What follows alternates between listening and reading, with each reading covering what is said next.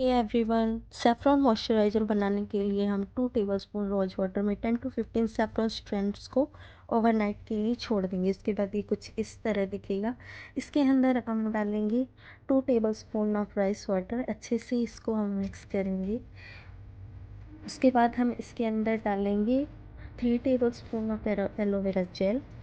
ये आप market based use कर सकते हैं और प्लांट बेस्ड भी। मैंने यहाँ मार्केट बेस्ड यूज़ किया है। It's your choice.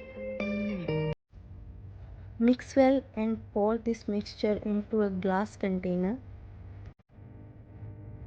Then mix 3 vitamin E capsule and you are good to go. आप इसको एज ए मॉइस्चराइज़र या फिर एज ए नाइट क्रीम किसी भी तरह यूज कर सकते हैं। Thank you for watching.